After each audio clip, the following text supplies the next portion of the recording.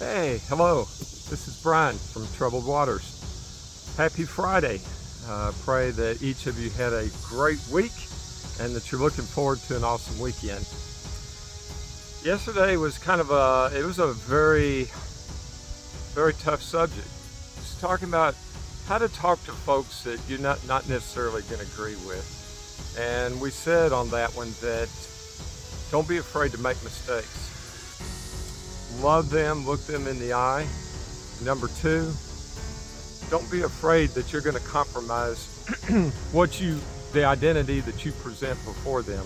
Because we use as the example Ephesians 6. We're part of the trophies of God, and when we put God in front of us, in other words, we put on the full armor of God, we're standing for God. We're standing for Jesus Christ. So it doesn't hurt to get in the mix of it. But what I want to talk about today is understanding the power of fellowship.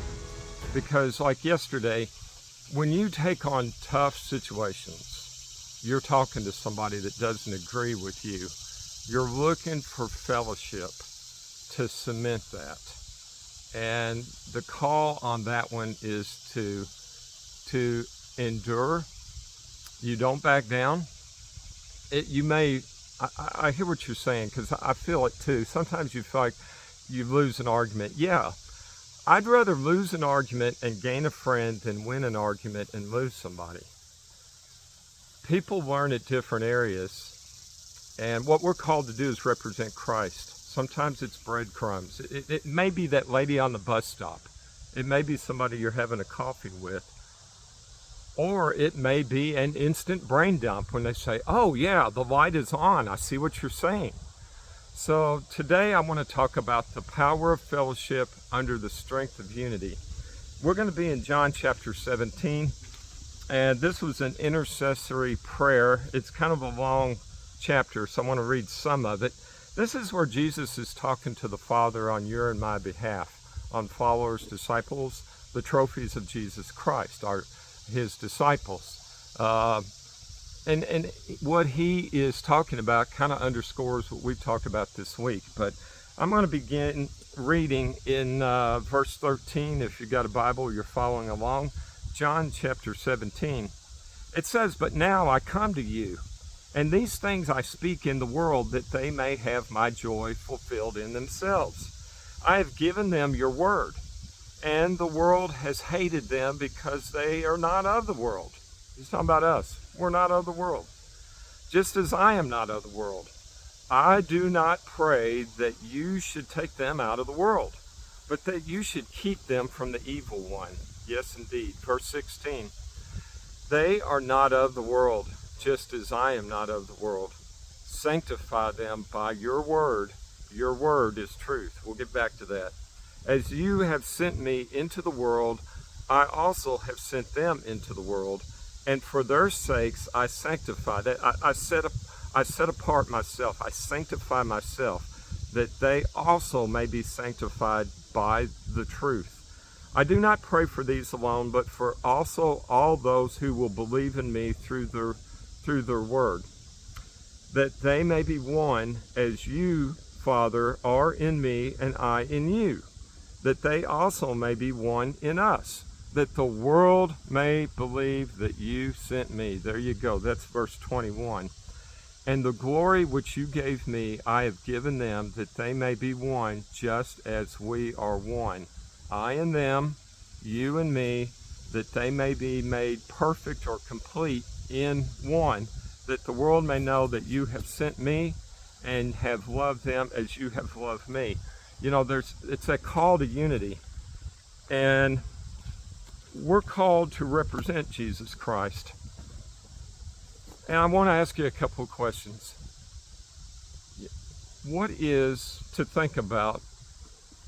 What is your belief on homosexuality, on transgenderism, on AI, on governmental roles, and the church's role as far as this society we're living in?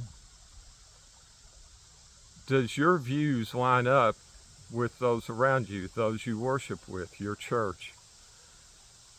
What I'm seeing here is Jesus calls each of us to unity. The bottom line, I'm cutting through all that, is to represent Him. And how do we do that? You know, we've talked about Ephesians 6. I keep going there, but it's so important. Putting on the whole armor of God to defend the truth, but we're doing it to represent Him, Christ, and the cement. So if you're building a house, you know, you've got to have the foundation. Where am I putting the foundation of my life? Well, it says what Jesus read, the intercessory prayer to the Father is for me to be one with Jesus in the church, His church. And what I want to leave with you today is kind of picking up what I said yesterday. Don't be afraid to make mistakes. Don't be afraid to challenge and get the conversation going with folks that you don't agree with or come from something that's different, what you don't understand. But understand, what I've got to understand is the cement is the unity through the fellowship I have in Jesus Christ. And that means I'm in His Word. You know, I've said it before, instant to be in prayer with God. I have my alone time with God. I'm spending time with Him. There's prayers I have to just shut up and listen. Is it a brain download? Sometimes not. Sometimes somebody will come in to my life. A car will pull up. Somebody has an answer. Sometimes I just have to wait. It's knowing Christ and knowing the unity of His purpose on this life. Why ask those difficult questions? Satan, real quick, very, very important. Listen, Satan is trying to take each one of us down. And he's going to do it through deception. And the only way we're going to fight that is through unity, knowing the book. Knowing, putting our lives in this owner's manual. And if we're not doing that every day, we're losing the battle. Having the unity of Jesus Christ is, it's a fellowship. It's going to Him in prayer. It's spending the alone time. It's devotionals. But it's knowing His Word. And it's submitting to the Holy Spirit, obeying His Holy Spirit, to allow the Holy Spirit to help us to understand the owner's manual more fully.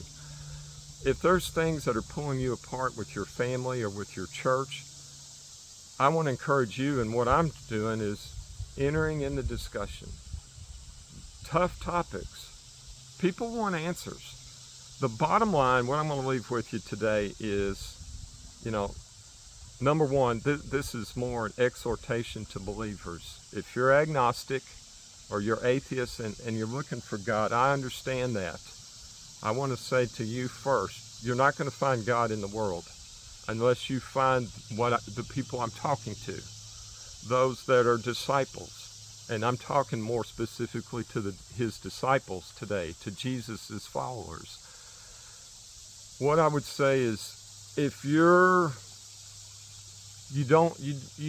haven't confessed Jesus as your Lord, and you're out there and you're looking to find somebody that knows the Word, and it's going to be a long search because there's a lot of deception. Jesus said in Matthew 24, there's a lot of deception. Why not go to the Word? There's a lot of different translations out there. I like the ESV. There's a New King James. Getting in the Bible is the place to start. Now, to His followers, to those of you that know Him, and you're like me. You want to, like 2 Corinthians 3:18, you want to grow every day.